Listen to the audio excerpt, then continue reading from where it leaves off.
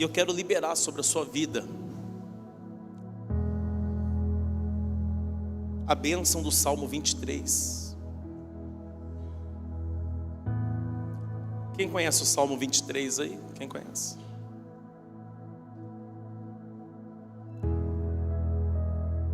Vamos ler. Salmo 23.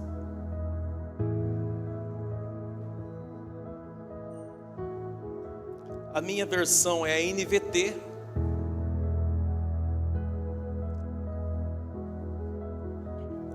Está escrito assim: o Senhor é o meu pastor, e nada me faltará. Ele me faz repousar em verdes pastos, e me leva para junto de riachos tranquilos. Renova minha força e me guia pelos caminhos da justiça. Assim, Ele honra o seu nome. Mesmo quando eu andar pelo escuro vale da morte, não terei medo, pois Tu estás ao meu lado. Tua vara e teu cajado me protegem.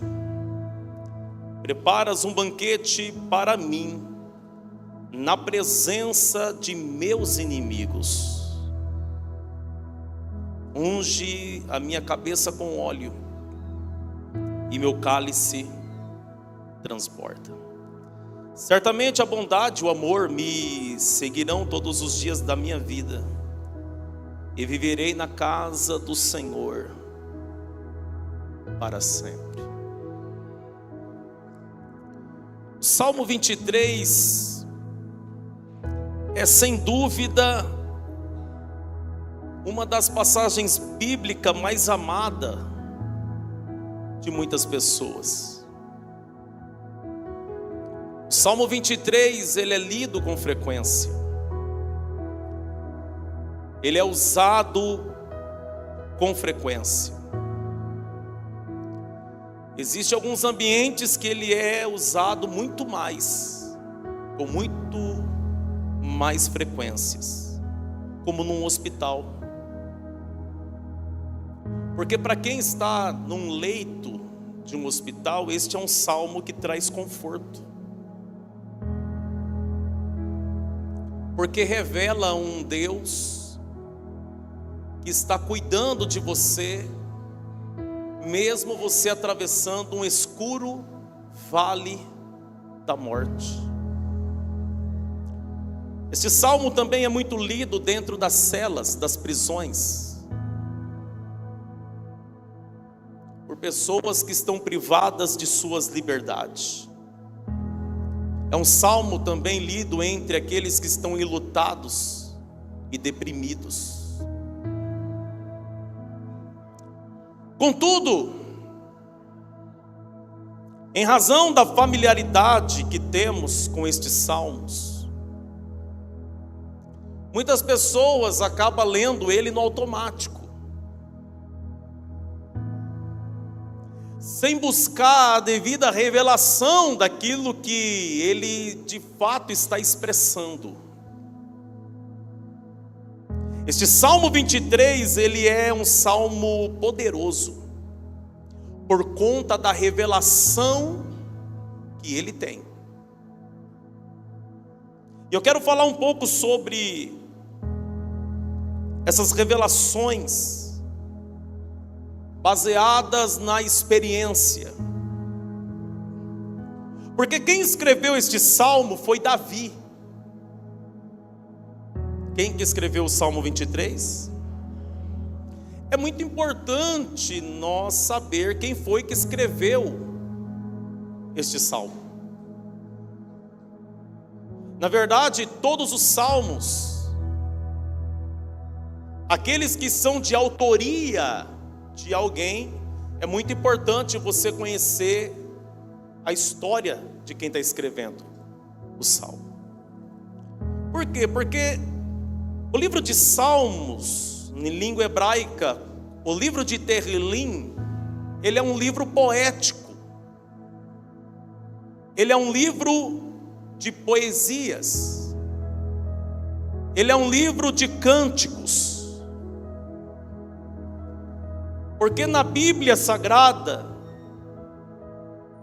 entre os seus 66 livros, que teve diversos autores, cada livro foi escrito com um propósito, foi escrito para um determinado povo. Então, nós vamos ter livros históricos.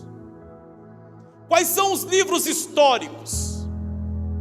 Os livros históricos são livros como o primeiro livro dos reis, segundo livro dos reis, primeiro livro de Samuel, segundo livro de Samuel, e por aí vai.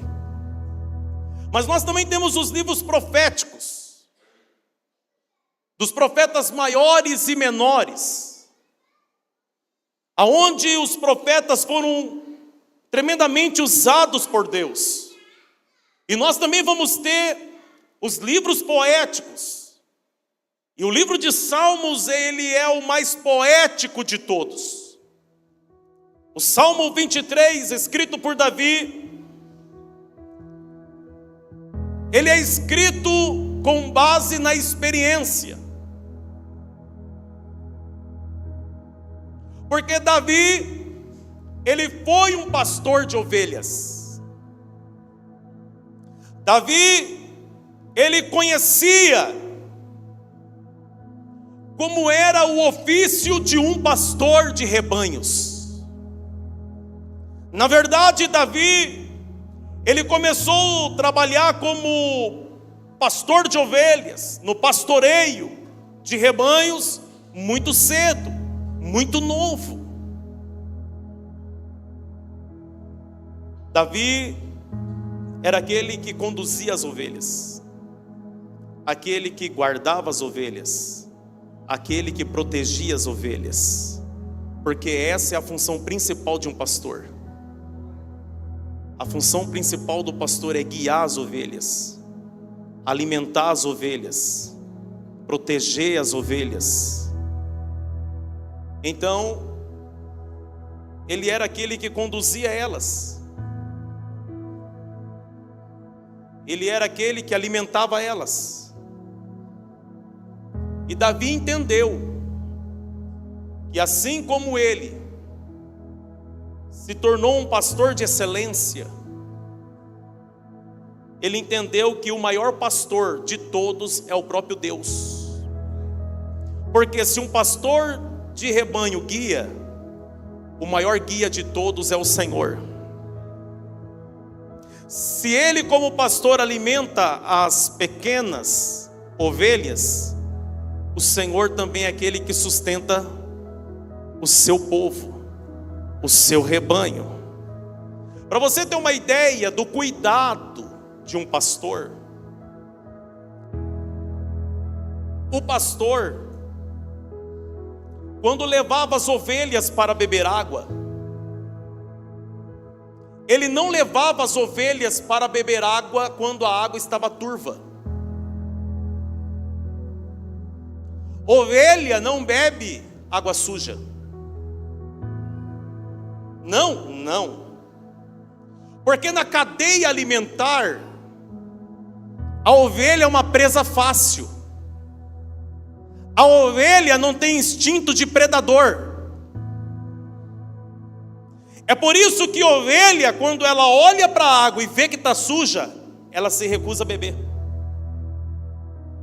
Porque ela entende que naquela água pode haver um perigo para a vida dela.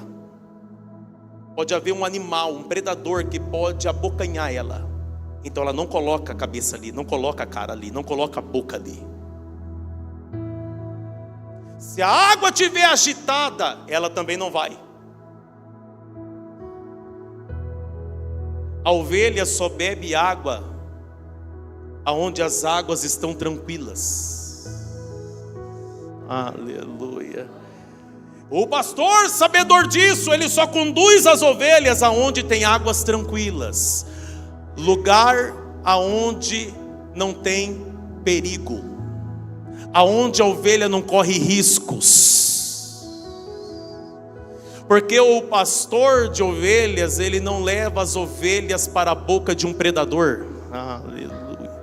Ele leva para as águas tranquilas, é Ele que guia, é Ele que te conduz. Aleluia. E depois Ele leva para pastos verdejantes, faz repousar em pastos verdejantes. Pastos verdejantes fala de descanso, mas também fala de alimento. Então, preste atenção nessa revelação. Ele começa dizendo que o Senhor é o que nosso?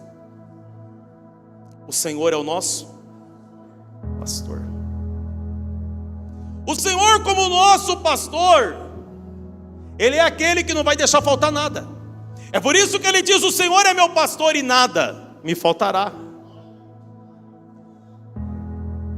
Preste atenção.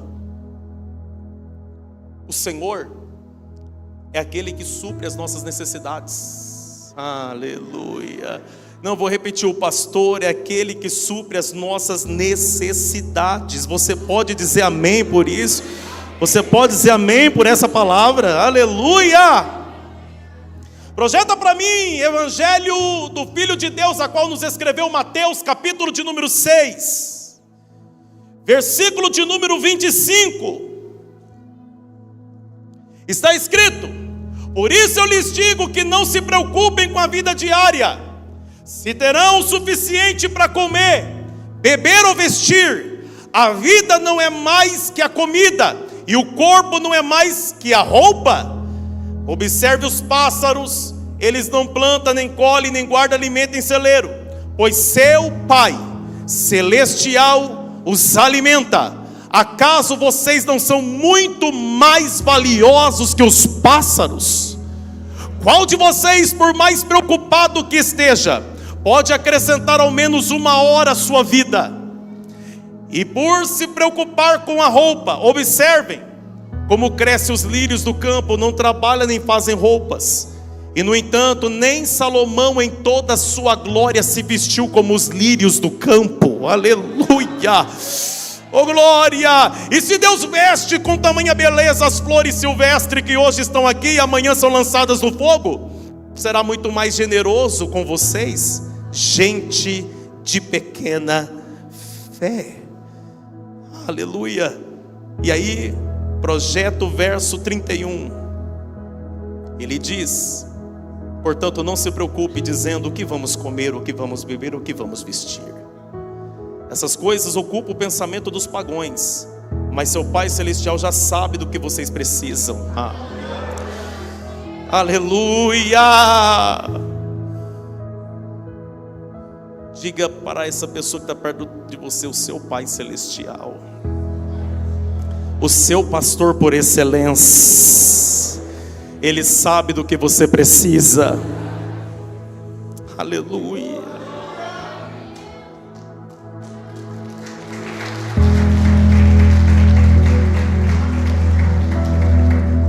Mas também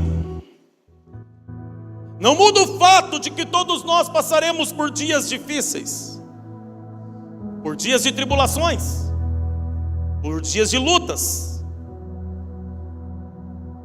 Aliás, existem situações nas nossas vidas que é só para provar nossa fé. É o Senhor nos provando para ver aonde está a nossa confiança. É por isso que a nossa confiança tem que estar no Senhor. Eu vou repetir: a nossa confiança tem que estar no Senhor. A minha, a sua confiança tem que estar nesse pastor por excelência.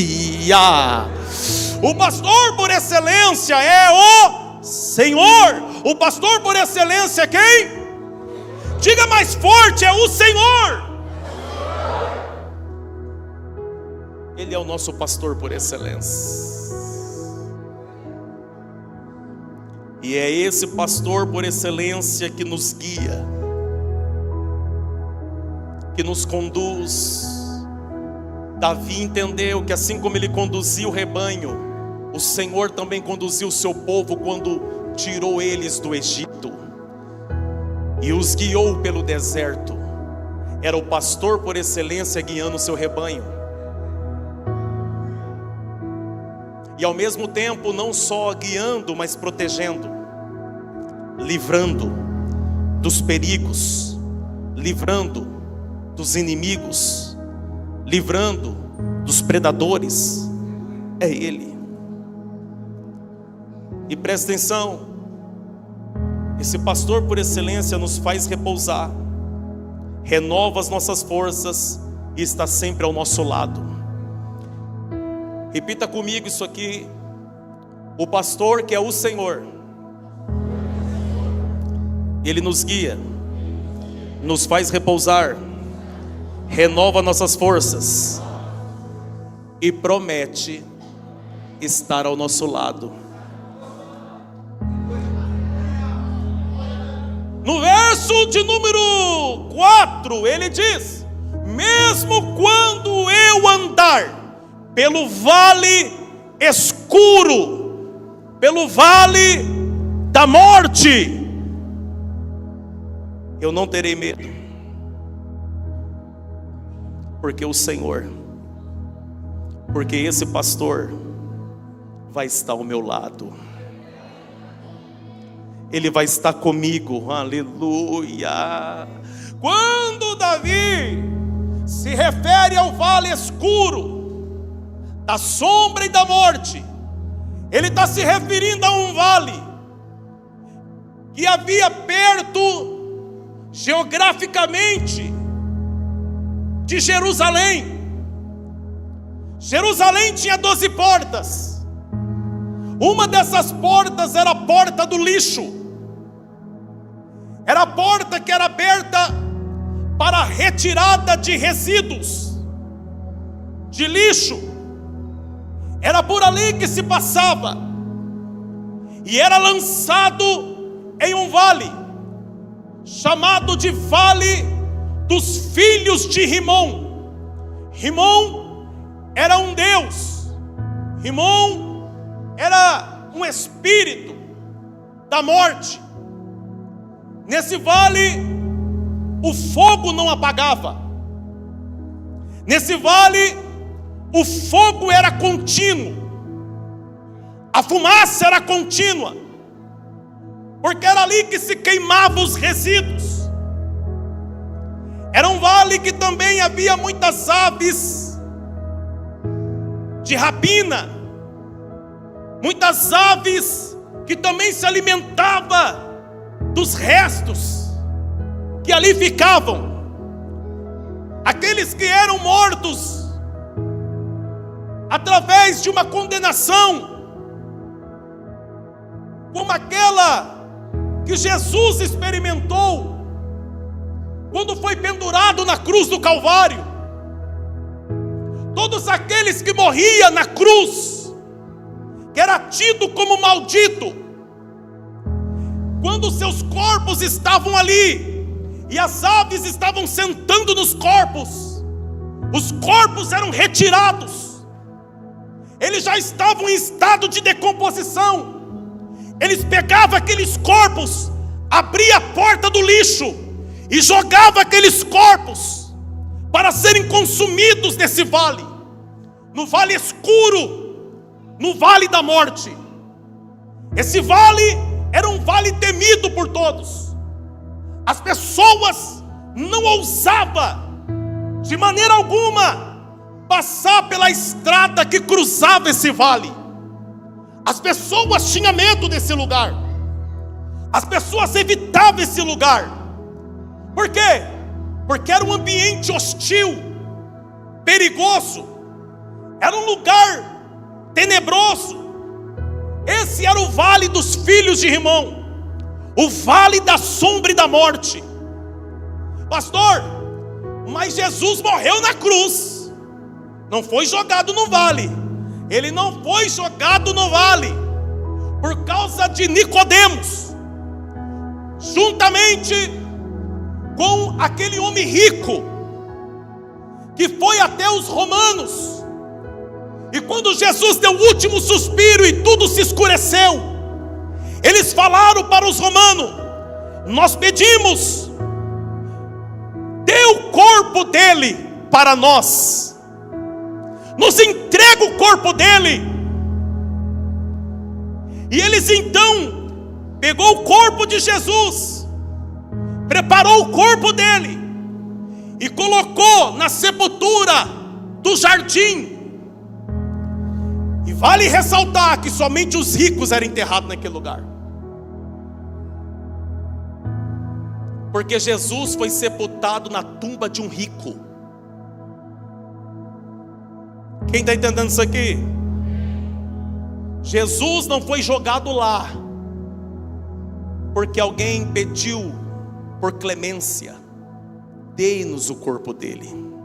É por isso que se cumpre a palavra profética do salmista acerca do Messias, que disse: e o corpo do meu ungido não conhecerá corrupção.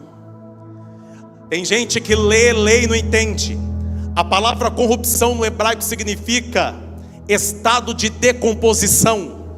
É por isso que o salmista disse: o corpo do meu ungido, que era o corpo do Senhor, não conheceu a decomposição. Seu corpo não se corrompeu, os vermes não comeu. Por quê? Porque o Senhor, por mais que era um momento de sofrimento, em ver seu filho morrendo, rasgado por aqueles que ele amou, por aqueles que ele o perdoou, mas o Senhor, que estava na eternidade, ele estava no controle de tudo, de tudo, de tudo, de tudo, de tudo, de tudo, de arabacalabash. Eu quero liberar essa palavra. O Senhor está no controle de tudo. O Senhor está no controle da tua vida. O Senhor está no controle da tua casa, da tua família. O Senhor está no controle. Então, quando o salmista escreveu dizendo: ainda que eu ande pelo vale da sombra e da morte, ainda que eu tenha que passar. Ele não está dizendo que vai passar, ele está dizendo ainda que eu tenho. Ele não está dizendo eu estou passando. Não, ele está dizendo ainda que eu tenho. Ainda que o Senhor permita. Oh, glória. Ainda que o Senhor permite isso, eu não terei medo. E qual é a razão para eu não ter medo? É porque eu tenho uma certeza dentro de mim. E qual é a certeza? É que o pastor por excelência, ele está comigo, ele está ao meu lado. O Senhor, ele vai passar comigo. Ainda que eu tenho que passar, ele não vai me deixar passar sozinho. Ele não vai me deixar só. O Senhor está liberando algo aqui nessa noite. Ainda que eu e você tenha que passar por momentos difíceis, ainda que eu e você tenhamos que enfrentar circunstâncias difíceis, ainda que eu e você tenhamos que enfrentar um diagnóstico difícil, ainda que eu e você, o Senhor permita o acidente, ainda que o Senhor permita eu enfrentar situações dolorosas, eu tenho uma convicção na minha alma, é que eu não vou passar sozinho, é que eu não vou enfrentar sozinho. Tem um Deus que está ao meu lado, tem um Deus que está com você, tem um Deus que está ao seu lado. Se eu fosse você, eu começava a glorificar esse Deus que não te abandona. Se eu fosse você, eu começava a celebrar o nome desse Senhor que não te deixa. Oh, aleluia! Ele está contigo. Ele está contigo. Oh, aleluia! Olha para essa pessoa que está perto de você. está contigo. Eu não sei o que você está enfrentando, mas o Senhor está contigo. Eu não sei o que você está passando, mas o Senhor está contigo. O Senhor está com você. O Senhor está com você.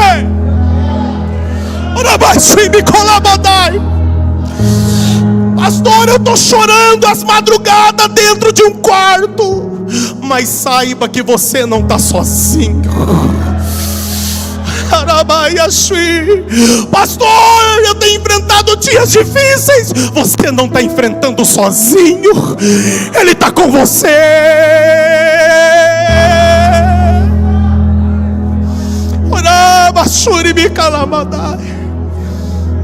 A Bíblia diz que Ele colhe as nossas lágrimas.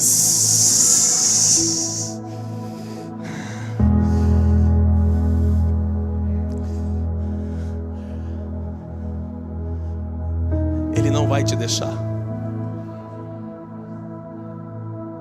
Ele não vai te abandonar. Isso é promessa, gente, é promessa.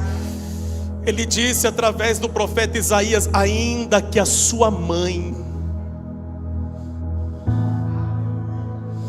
aquela que tem a responsabilidade de te alimentar, mesmo se ela te esquecer, mesmo se ela te abandonar, o Senhor, não te abandonarei. É promessa, é promessa, é promessa.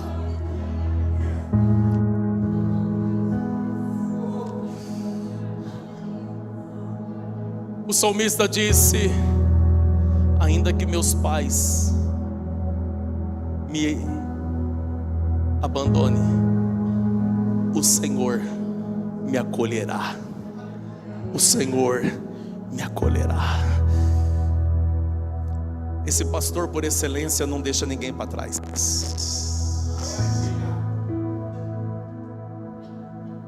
E eu preciso continuar. Ele disse: a tua vara, teu cajado me protege. O pastor, ele usa um cajado. O cajado do pastor tem uma curvatura.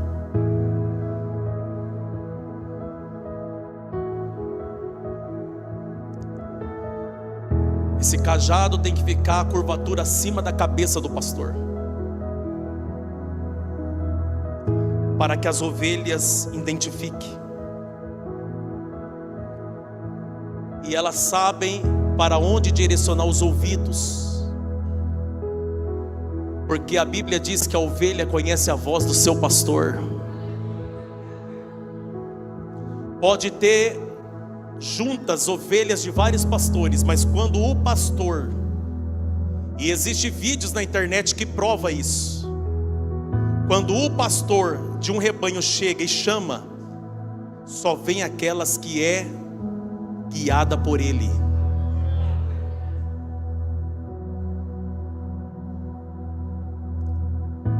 O pastor, ele tem aquele cajado com a curvatura, duas funções: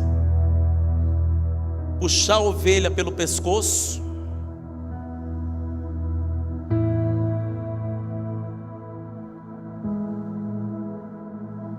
principalmente quando ela cai no buraco. É por isso que o cajado tem que ser grande, que ele coloca e puxa ela.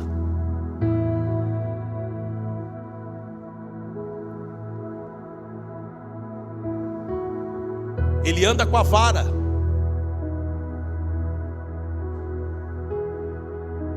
E aí nós precisamos entender a função de cada coisa. Enquanto o cajado é para guiar, para tirar do buraco, o cajado também é para dar no meio das pernas da ovelha. Quando ela começa a insistir em sair do meio do rebanho. Pastor, às vezes quebra a perna da ovelha. Quebra. ele quebra. Mas o mesmo pastor que quebra é o pastor que pega no colo. É o pastor que cuida para aquela ovelha nunca mais sair do lugar da onde ela nunca deveria ter tentado sair. Quem está entendendo? E a vara? A vara é para bater nos predadores. Quando um predador tenta pegar, se aproxima, o pastor de ovelhas, ele não tem piedade do predador. Porque quem poupa lobo sacrifica ovelha. Vou repetir: quem poupa lobo sacrifica ovelha. Você não tem dó de lobo, você dá no meio dele. Quem está entendendo isso aqui? Então a vara e o cajado é para proteger dos perigos, dos predadores. Então você entende que você tem um Deus que te protege 24 horas por dia? É promessa, gente. Por quê? Porque a Bíblia diz que o Senhor não dorme, não cochila. Não tosquenejará o guarda de Israel. Não tosquenejará o guarda de Israel. Ele não cochila, ele não dorme. Oh, aleluia. Ele está atento, ele está atento.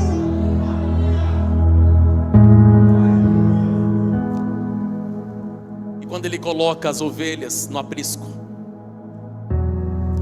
o aprisco ele é cercado por espinhos. Você sabia disso?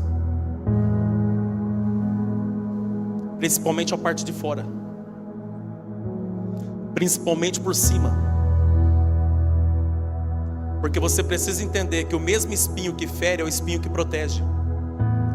Não. É quando você lá, lembra do passado, quando não tinha aquelas cercas elétricas? Quem lembra? Quando não tinha aqueles arame, o que as pessoas colocavam no muro lá em cima? Caco de vidro, prego. Sim ou não? Quem já colocou caco no muro aí? Levanta a mão aí. Prego no muro, levanta a mão. O caco de vidro fere? Sim ou não? Só que se ele fere, por que você colocou lá em cima do teu muro? Você colocou uma coisa que fere em cima do muro, justamente para que ninguém de dentro da tua casa se fira.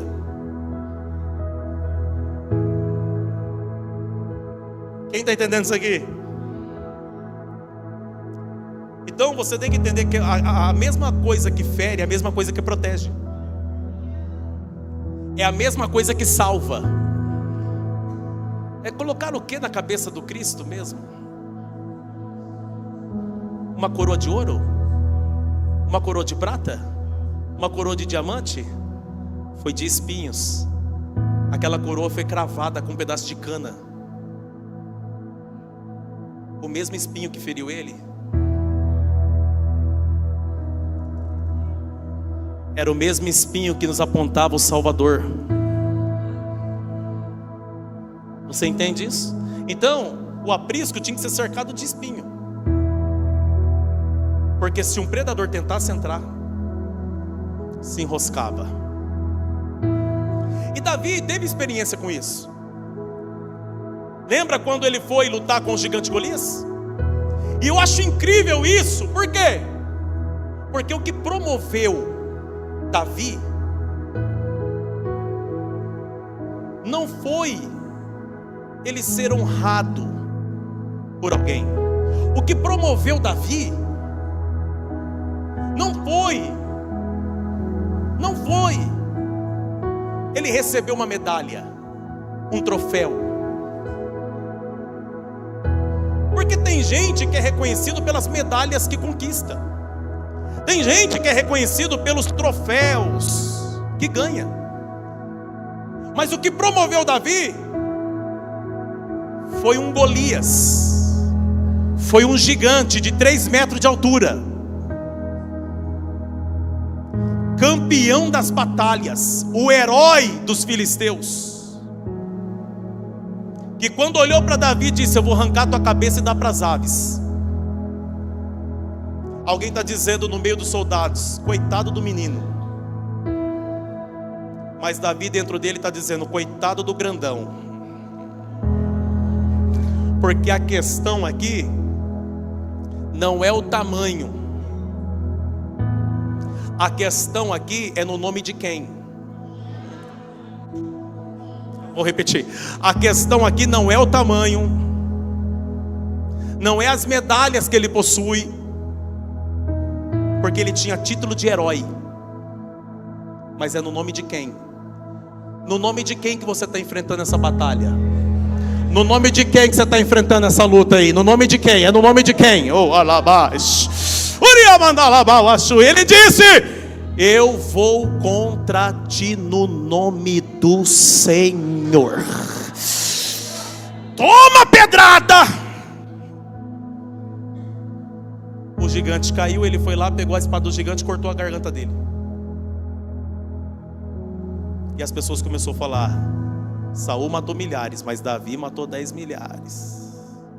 Percebeu que o que promoveu Davi foi um campo de batalha? E tem gente querendo ser honrado na plataforma, quando ainda não derrubou os gigantes que tinha que derrubar no campo de batalha.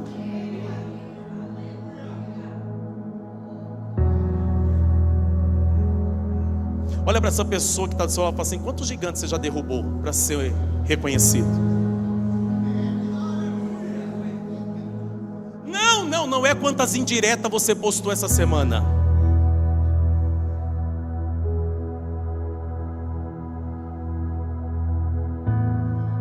É quantos gigantes você derrubou. Nós derrubamos gigantes todos os dias. Sim ou não, gente? O gigante da preguiça, o gigante do eu vou deixar para amanhã,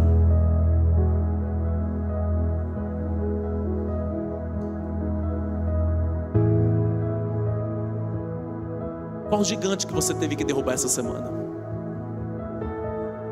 O gigante da frieza espiritual? Qual foi o gigante que você teve que vencer? O gigante da imoralidade sexual? O gigante da pornografia? Qual gigante que você teve que vencer? O gigante do devorador do tigrinho?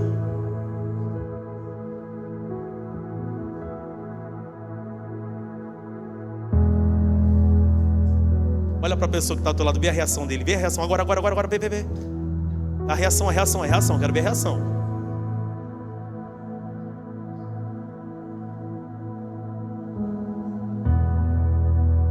Então tem pessoas que eles querem ser reconhecidos na plataforma. A pergunta é: quantos inimigos você já derrubou no campo de batalha? Se tinha alguém que sabia muito bem isso daí, era Davi. Mas sabe o que é interessante? É que antes dele derrubar um gigante, um urso ficou enroscado nos espinhos. Porque um urso queria devorar a sua ovelha.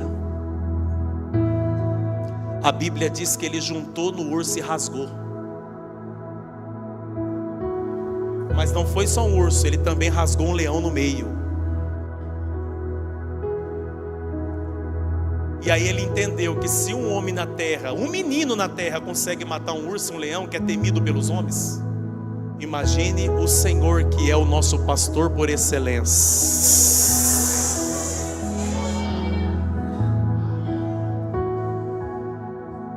Diga amém. E agora eu caminho para encerrar. Quem quer que eu termine? Fala amém.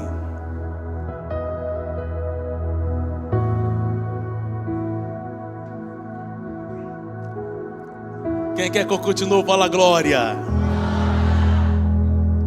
Tomara que quem falou amém falou glória agora. Prepara um banquete para mim na presença dos meus inimigos. Eu quero que você projete para mim esse verso 5. Olha só que forte isso aqui. Prepara um banquete. Prepara uma mesa. Mas é na presença dos meus amigos? É na presença de quem? Na presença de quem?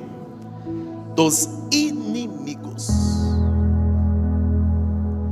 Aí alguém vai falar assim: pastor, mas Efésios capítulo 6 está escrito que a nossa luta não é contra a carne nem contra o sangue, mas sim contra as hostes espiritual da maldade. Pastor, o nosso inimigo é o diabo.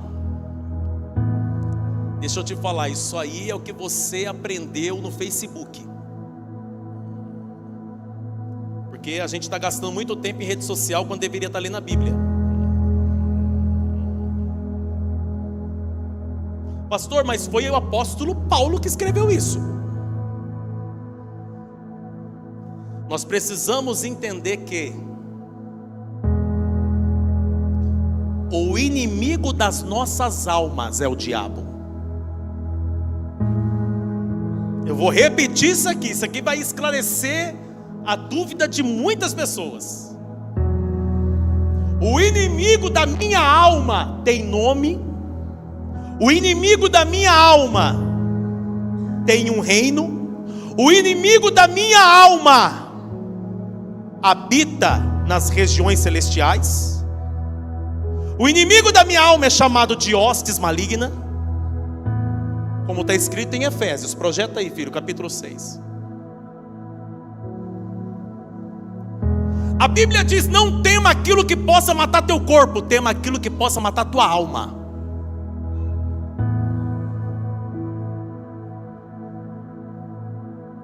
O seu maior temor tem que ser com aquilo que pode destruir tua alma e jogar ela no inferno. Então o inimigo das nossas almas é o diabo. Então nós precisamos entender que em Efésios o apóstolo Paulo não está dizendo nosso inimigo não é carne e sangue, ele está dizendo a nossa luta.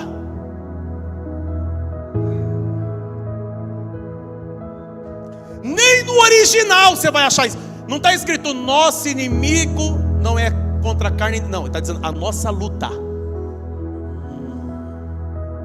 Por quê? Porque você precisa entender que existe um inimigo na esfera espiritual e existe os inimigos da esfera física.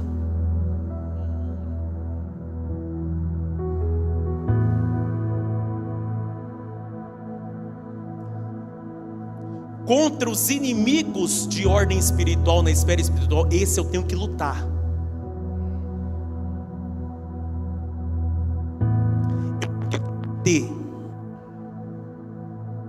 Mas aí eu tenho que entender o que Paulo também disse, que as armas da nossa milícia não são carnais, mas são espirituais. Como que você vai derrotar uma coisa que você não está vendo?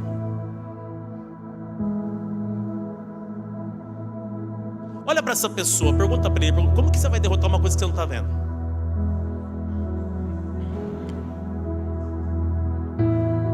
Ah, peraí. Alô? É da polícia. Então, o demônio entrou aqui na minha casa. Entrou. Está perturbando os meninos. O menino não dorme.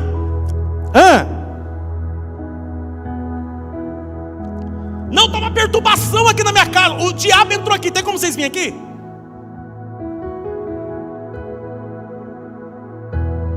O policial vai rir da tua cara e vai perguntar assim: mas esse demônio aí está usando alguém?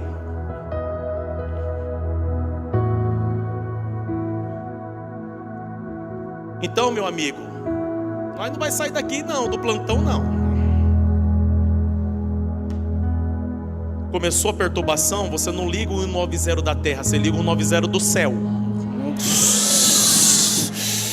Você vai para o joelho, você vai para a oração, você vai para o Salmo 91, para o Salmo 66, você vai fazer alguma coisa.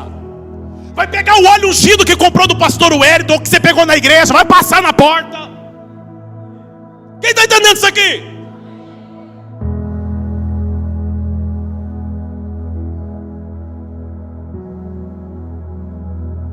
Só que existe, além dos inimigos da esfera espiritual, os inimigos da esfera física.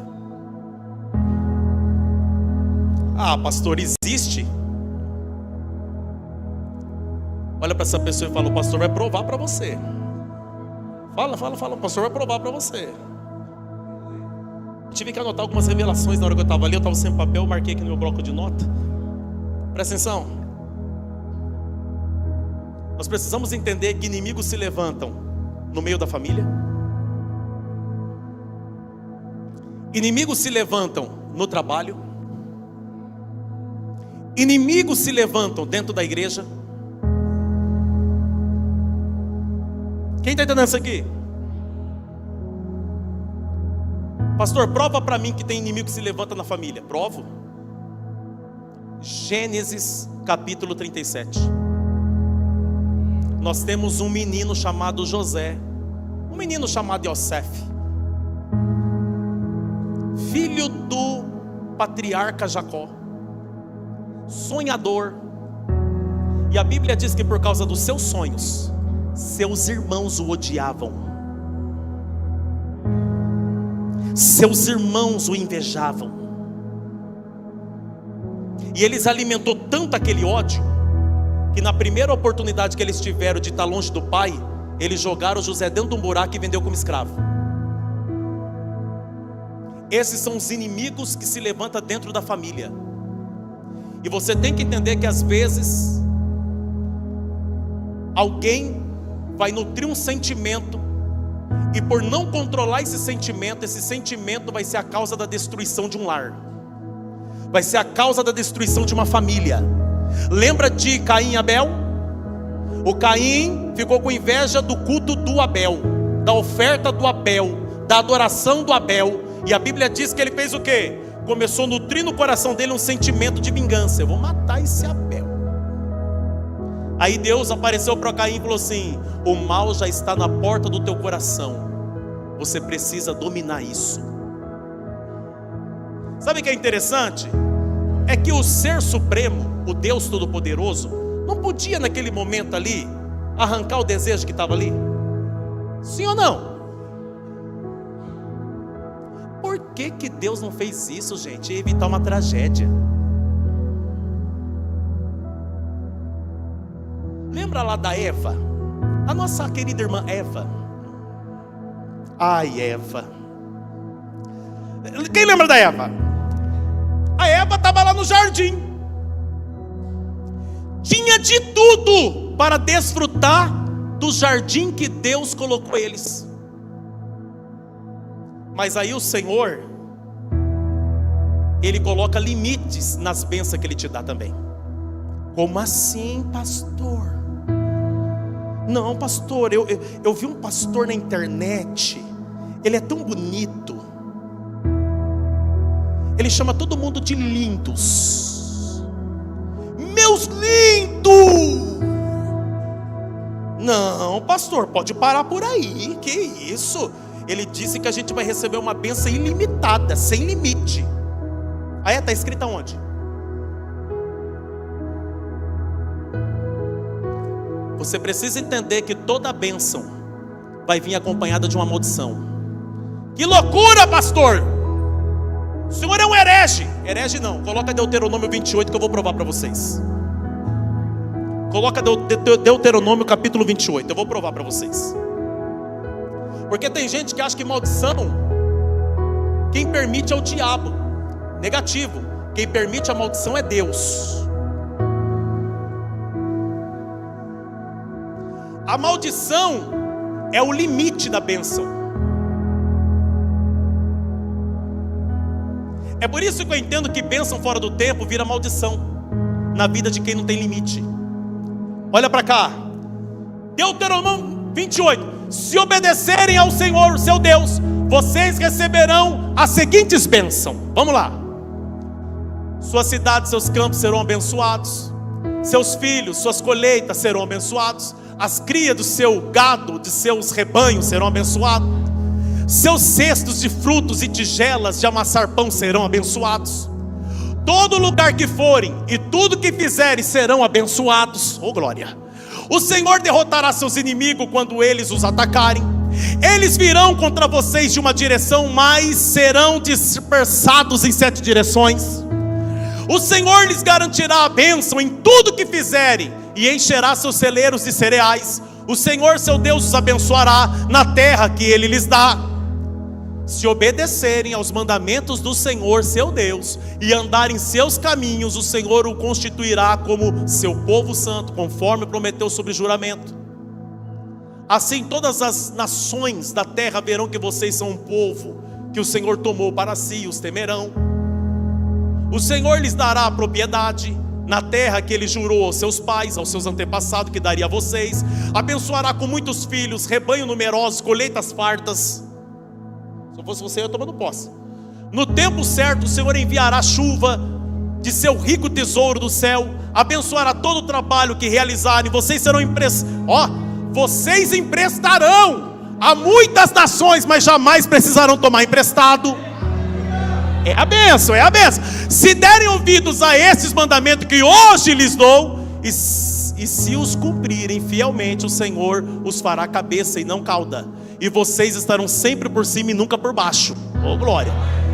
Não se desvie, por menos que seja, de nenhum dos mandamentos que hoje lhes dou, e não siga outros deuses, nem os adorem.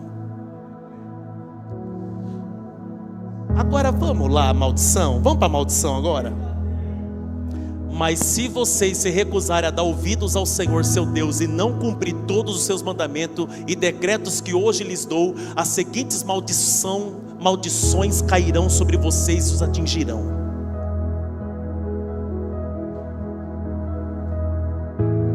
É por isso que quando Deus colocou o homem e a mulher no jardim do Éden, no jardim dos prazeres, tinha um limite lá chamado a árvore do conhecimento do bem e do mal.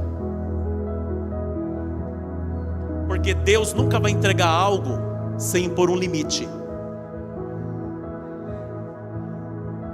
Olha para essa pessoa que está do teu lado e fala: você está entendendo essa revelação? Fala assim: ó, tudo tem limite. O que a Eva fez? Ultrapassou o limite. A Eva começou a dar ouvido para a serpente. Quem fica escutando muito serpente perde o jardim, tá? Vou repetir: quem fica dando muito ouvido para a serpente perde o jardim. Olha para a pessoa que está do teu lado, olha no olho. Olha no olho, olha no olho, olha no olho. Aqui ó, na bolota. Fala assim: ó, quem dá ouvido para a serpente perde o jardim. A Eva, olha pra cá. A Eva ficou lá assim, ó, ouvindo a serpente começou, ó. Olha, você quer ser como Deus? Basta você comer daquela árvore, mas Deus falou que não pode. Ah, que nada. É porque Ele sabe que vocês vão ficar parecidos com Ele. Vai lá, menina. Ela olhou, desejou, pegou e comeu.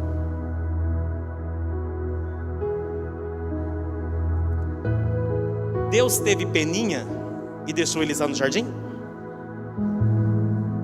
Não. Deus os expulsou e colocou um querubim com uma espada de fogo na porta do jardim para eles nunca mais tentar entrar. Você tem que entender que Adão e Eva adquiriu um conhecimento extraordinário quando eles comeram aquilo lá. Só que qual foi o preço? O preço foi perder o jardim e experimentar a dor e a morte. Por quê? Porque tudo nessa vida tem preço. Olha para essa pessoa que está falando: tudo nessa vida tem preço.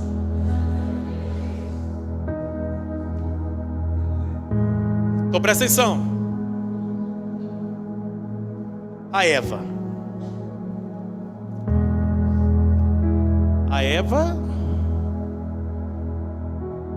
vacilou. O mal entrou. Sim ou não? Deus não poderia ter intervido, gente, hein? Deus não poderia ali na hora aparecer com um machado na mão, na cabeça da serpente, para atrapalhar as coisas aqui, não. Sim ou não, gente?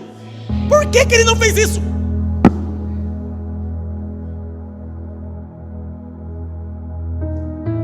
Porque uma coisa que é uma grande bênção pode se tornar uma grande maldição, que se chama livre-arbítrio.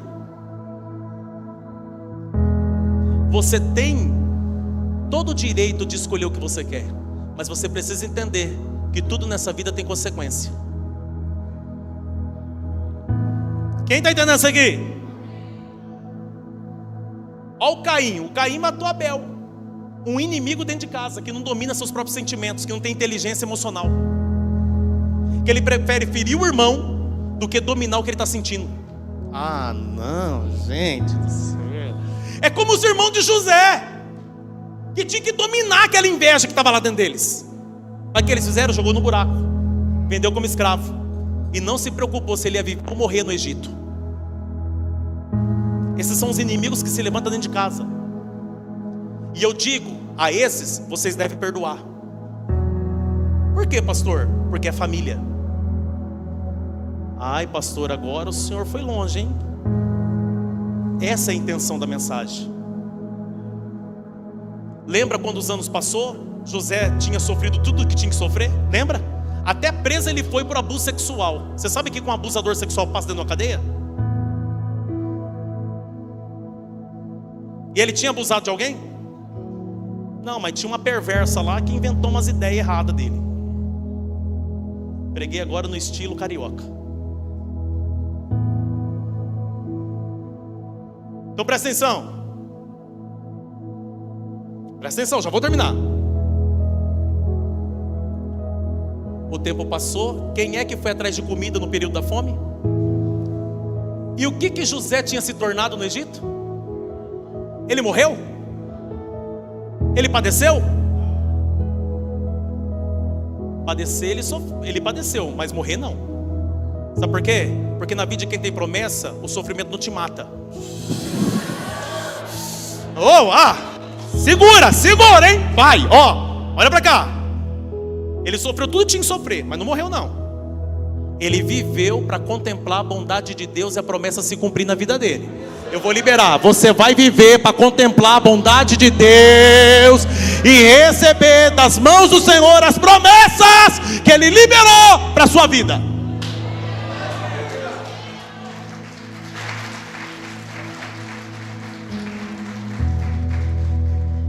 Mas presta atenção. Quando os irmãos dele apareceu lá, ele reconheceu os irmãos dele, sim ou não? E por que seus irmãos não reconheceu ele?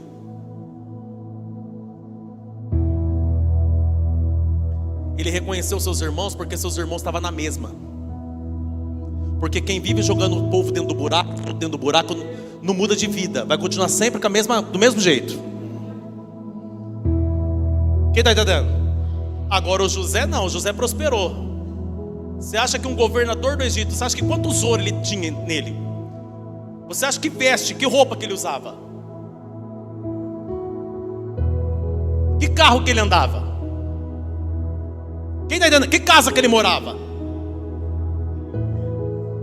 Então presta atenção aqui, olha para cá.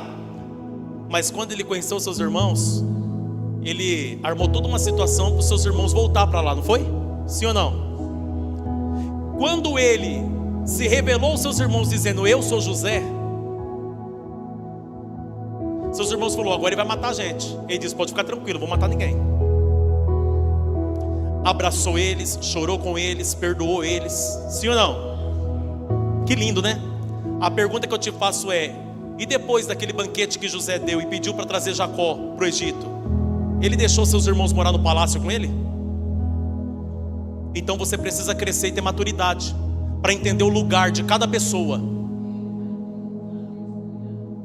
Eu posso fazer um banquete, um churrasco, comer com vocês, chorar com vocês, contar piada com vocês, mas na hora que o sol está descendo, cada um para sua casa. Em nenhum momento José levou seus irmãos para morar com ele no palácio. Ele preparou a terra de Gósen, no Egito, e disse: essa terra de Gósen é de vocês, pode morar, pode habitar, pode plantar, pode criar gado, rebanho, faz o que vocês quiserem da vida de vocês, prospera. Mas lá na minha casa,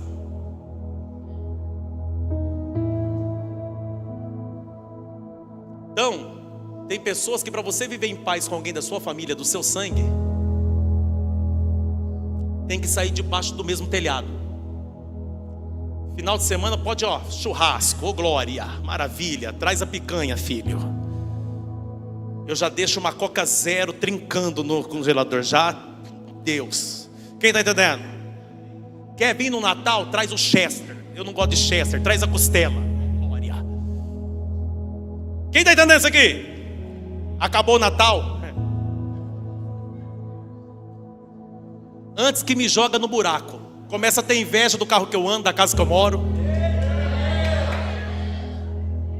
Porque se tinha inveja de um sonho que ainda nem era realidade, imagina agora que eu estou vivendo a realidade do que eu sonhei. Quem está entendendo isso aqui? São os inimigos que se levantam dentro de casa, que você tem que saber o lugar de cada um. Isso é revelação, gente. Olha para essa pessoa e fala: é revelação.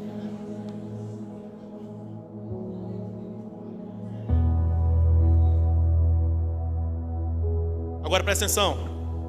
Existem os inimigos que se levantam no trabalho, os opositores dos seus projetos. Livro de Neemias. Ele chega com um projeto, reconstruir as muralhas de Jerusalém. O povo se anima, o povo começa a trabalhar. As muralhas agora estão cada vez mais altas. Mas e os inimigos? Sambalate, Tobias, Gesem, o árabe foi lá e começou a tentar atrapalhar. Neemias disse que eles foram os opositores do projeto. E aí a Bíblia diz que Neemias ainda declara no capítulo 6: e eles me mandaram uma mensagem: desce, vamos nos encontrar, porque queremos falar com você. E a resposta foi: daqui eu não desço, eu estou num grande projeto e daqui eu não vou descer. Por quê? Porque Neemias entendeu que era gente que queria atrapalhar o que ele estava fazendo. Então gente para atrapalhar o que você faz vai se levantar todo dia lá no seu trabalho, na sua empresa. Talvez o que está atrapalhando a sua empresa é aquele profissional que você contratou que está jogando contra a sua empresa. Começa a orar e identificar quem é, antes que coloque a sua empresa para perder tudo. Quem está entendendo isso aqui? Pessoas que vão se levantar contra aquilo que você está fazendo, contra aquilo que você está construindo. Qual é a resposta de Neemias para eles? A minha resposta é: eu não paro o que eu estou fazendo, eu não desço para dar atenção para vocês. Pode latir, latir, latir, latir, latir, latir, que eu vou continuar fazendo o que eu tenho que fazer. Sim ou não? Esses opositores têm na faculdade, na escola, no trabalho. São inimigos? São. Você tem que entender que não é inimigo da sua alma, porque eles não têm poder contra a tua alma. Eles têm poder contra um sonho que você está realizando. Eles têm poder contra um projeto. Eles têm poder contra algumas coisas que você está construindo, mas contra a tua alma não. Quem está entendendo? Deu para entender agora? E tem os inimigos da obra de Deus. Como assim, pastor? Não são palavras minhas, são de Paulo. Projeta para mim, filho, 2 Timóteo capítulo 4. Olha o que Paulo vai falar aí.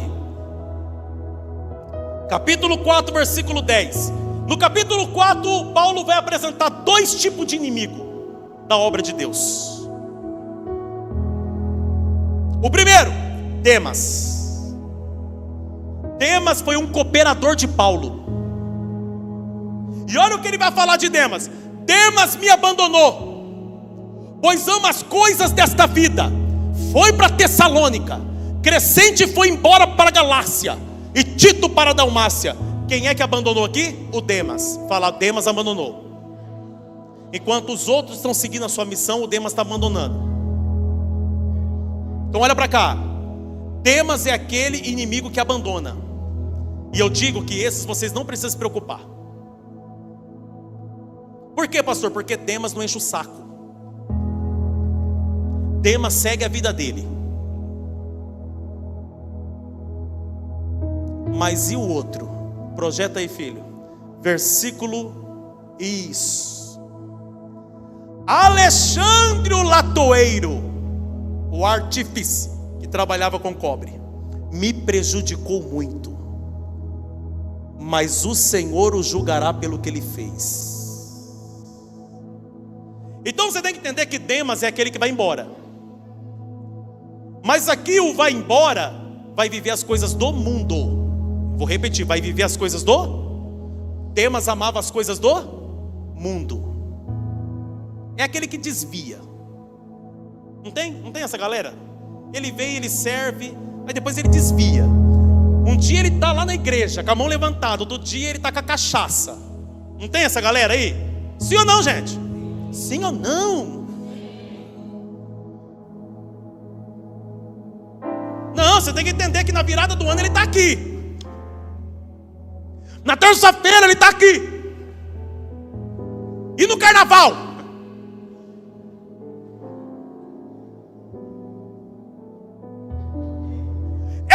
Mas ele ama as coisas do mundo. Olha para essa pessoa que está perto de você e fala: está entendendo?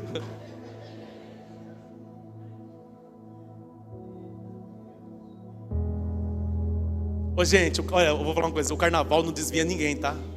O carnaval não desvia crente, tá? O carnaval só revela os crentes que já estavam desviados dentro da igreja. Olha para cá. Olha para cá. Olha para cá. Olha de novo para essa pessoa e fala: pegou? Não, olha a reação, olha a reação. Se você pudesse ver as reações aqui, ó. Eu sou pastor, eu sou um pai, tá? É um pai que está falando com os filhos, amém, gente? Amém? Você tem que saber que toda casa tem um filho, né? Assim, que... Mas a gente ama do mesmo jeito. Não tem... A gente não ama, gente. A gente ama, filha. Eu oro por vocês. Olha para cá. Mas o Alexandre Latoeiro? O Alexandre Latoeiro, ele não é aquele que desvia. Vamos ler de novo o texto? O Senhor o julgará pelo que ele fez. Você percebeu que ele fez alguma coisa? Quem percebeu que ele fez alguma coisa? Coloca o verso 15. O verso 15 vai chocar vocês. Tome cuidado com ele, porque ele se opôs fortemente a tudo que dissemos. O Alexandre Latoeiro é aquele inimigo que se opõe à sua pregação, que se opõe à doutrina, que se opõe ao propósito daquilo que você está construindo no reino de Deus. O que Paulo diz? Toma cuidado com ele. Olha aí nessa versão: previna-se. Você tem coragem de olhar para essa pessoa que está perto de você e falar assim: previna-se?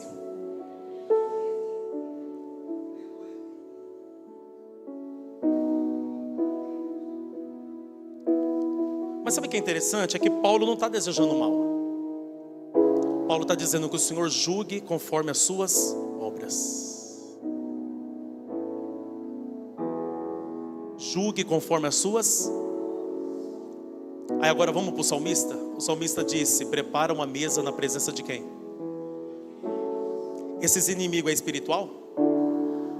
Agora você entendeu que esses inimigos aqui era no campo físico? Por quê? Porque na casa do Davi ele tinha uns inimigos. Eram os seus próprios irmãos que não acreditavam nele. Então presta atenção. Davi está dizendo que é ele que vai preparar a mesa. Ele está pedindo para quem preparar? Quem? É Deus. Ele está dizendo: Senhor, prepara a oportunidade da honra. Não, vou repetir: prepara a oportunidade da honra, Senhor. Só que na minha mesa não vai faltar pão para o inimigo, mas é na mesa que vai ser revelado quem é o inimigo. Ah, não, na minha mesa não vai faltar pão para o inimigo, mas é na minha mesa que vai se revelar quem é o inimigo. Só que os inimigos vão ter que ver o óleo sendo derramado. Eu não quero eles na minha mesa para me se vingar deles. Eu quero eles na minha mesa para me alimentar eles. Oh, glória! É na minha mesa que eles vão ter que ver o óleo. O óleo representa a presença do Espírito Santo. Por quê? Porque a minha mesa pode estar cercada de inimigo, mas não me falta a presença do Espírito Santo de Deus. Vai ter presença do Espírito Santo de Deus. Vou repetir, tem alguém sentindo alguma coisa? Pode ter inimigo na minha mesa, mas também tem a presença do amigo Espírito Santo. Tem a unção do Espírito Santo. Sabe qual é o problema? É quando a tua mesa está cercada de inimigo e não tem a presença do Espírito Santo. Você está correndo um sério risco. Agora, se tem presença do Espírito Santo, você não vai ficar de cabeça baixa para o inimigo, você vai ficar de cabeça erguida para o inimigo. Oh, Arabá, estou sentindo uma graça de Deus. Preparas uma mesa na presença dos meus inimigos. Prepara uma mesa na presença daqueles que não acreditou que eu derrubaria o gigante. Prepara uma mesa na presença daqueles que nunca acreditou que eu chegaria onde eu cheguei. Prepara uma mesa, prepara. Oh! Teve gente que se opôs para mim não chegar aqui, mas eu quero mostrar para eles a razão para mim ter chegado aqui. E a razão é o óleo que desce. A razão,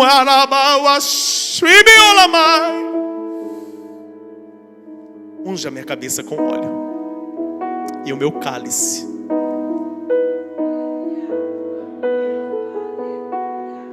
Sabe o que é isso aqui? Você está preparado?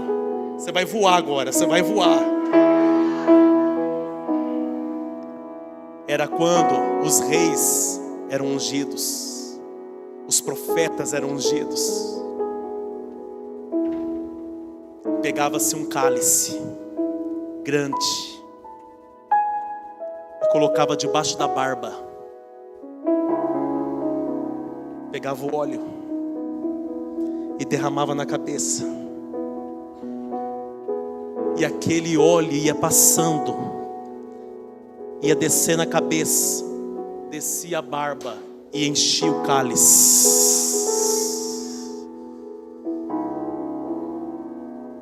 Sabe o que é interessante? É que o cálice está cheio. E se o óleo representa a unção do Espírito Santo, ele está dizendo: o meu vai transbordar. Mas tem inimigo da mesa, mas não vai impedir do meu cálice transbordar daquilo que Deus tem para derramar na minha vida.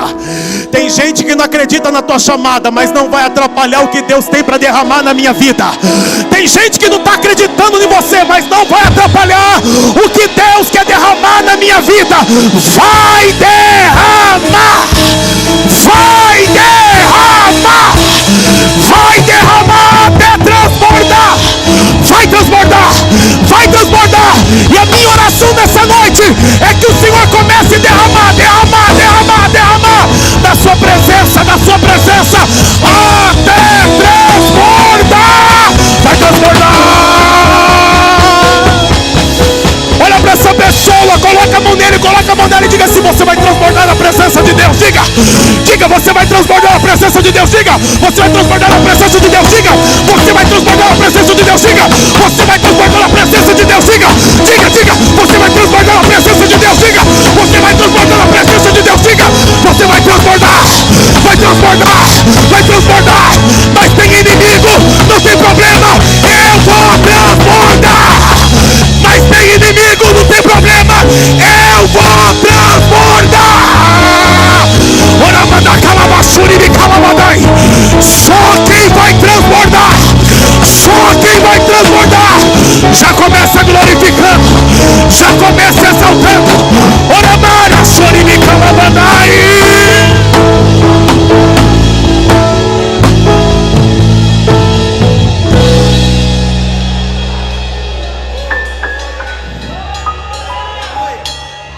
Alguém não está entendendo porque você está crescendo. Alguém não está entendendo como que você está ocupando alguns lugares de honra. Alguém não está entendendo do porquê você está sendo abençoado. Sabe por que eles não entendem? É porque enquanto eles têm tempo para nutrir um sentimento de ódio, enquanto tem tempo para tramar o mal, enquanto tem tempo para falar, criticar, julgar, eu estou lá no campo me enchendo de óleo. Eu estou lá no campo me enchendo de óleo. Enquanto tem gente que tem tempo para postar em direta, ele não está vendo que você está lutando pelo seu progresso e buscando a presença de Deus ao mesmo tempo.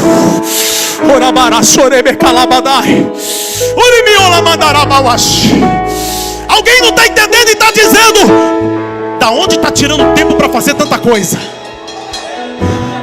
Da onde está tirando tempo para trabalhar com tanta coisa?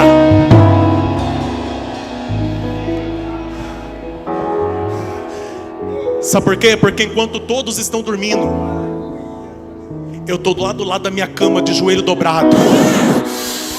Eu estou orando pela minha família, estou orando pelos minha casa, estou orando pelos meus filhos, estou orando pelo meu trabalho. Eu estou me enchendo.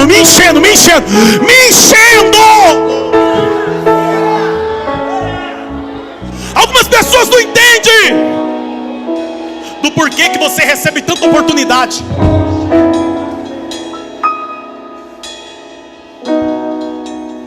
E começa a criticar.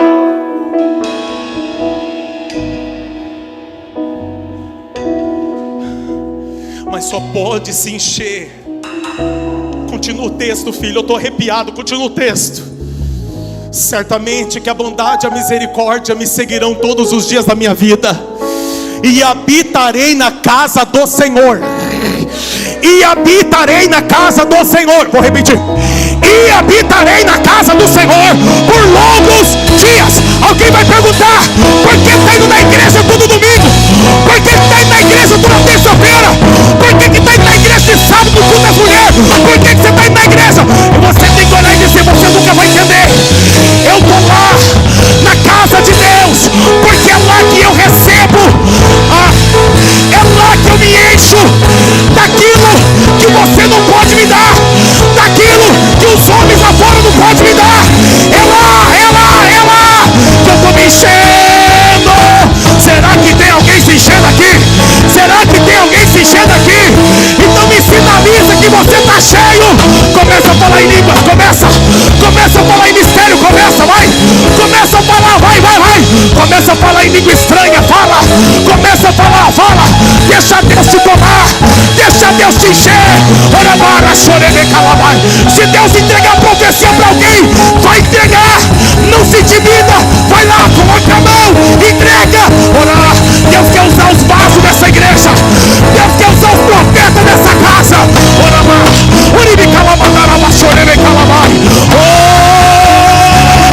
Pode subir, sobe.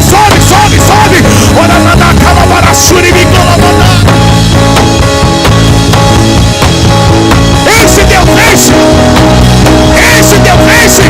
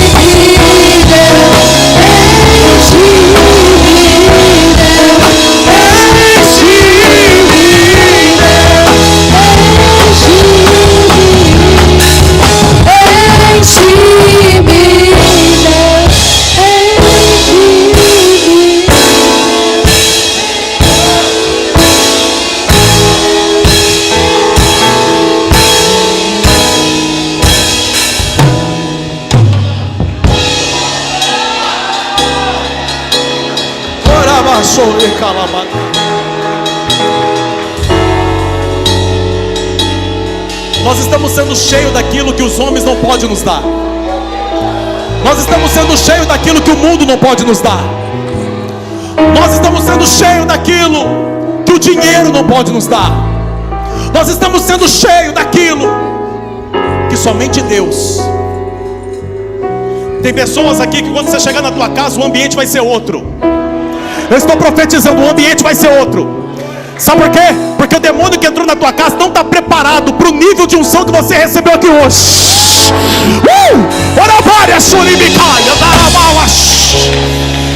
Hoje tem trabalhos e despacho sendo desfeito. Por que, pastor? Porque você está se enchendo e está alcançando um nível de graça, de unção de Deus, que não vai adiantar terra de cemitério. Não vai adiantar o seu nome na farofa, nem colocado dentro da tumba.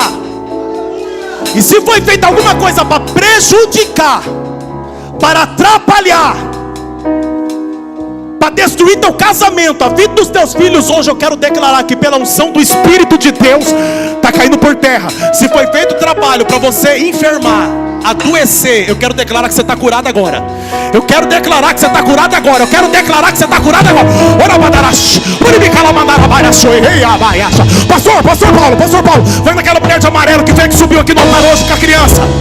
Eu tive uma visão dela na cadeira de roda. O nome dela foi colocado dentro do formigueiro. Ele ia começar a sentir algo na perna. Mas Deus está liberando cura agora. Deus está liberando cura. Não vai ficar na cadeira de roda. Não vai.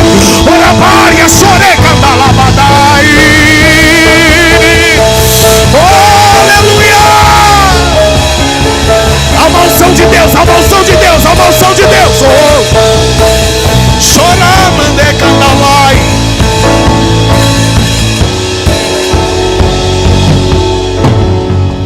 Orimiai, ho, bicai, chui. Ô filha, você de azul, você filho, dá a mão aí. O despacho que foi feito para o rompimento da aliança, separação. Darabi candaiayash. Um espírito que quando se aproxima, ele causa uma irritabilidade. Ele ficou perto de você, esse espírito, para te causar uma irritabilidade.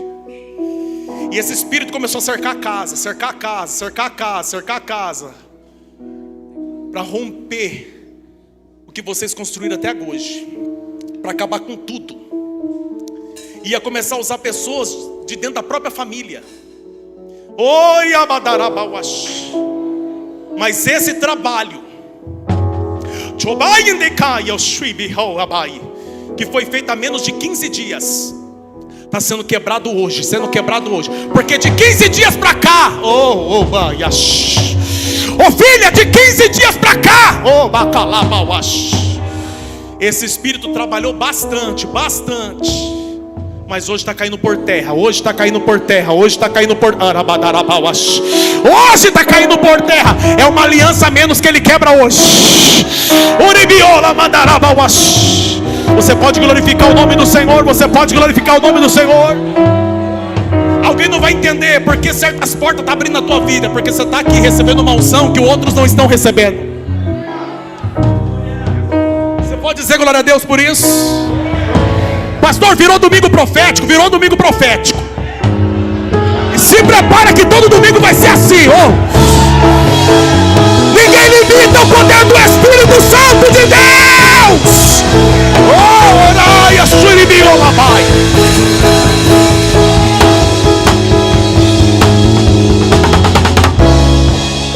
Você pode ser amém? Quem vai vir domingo que vem? Convida mais um. Glória. Não dá nem vontade de acabar, mas vamos acabar. Aqui, pastora. Aviso.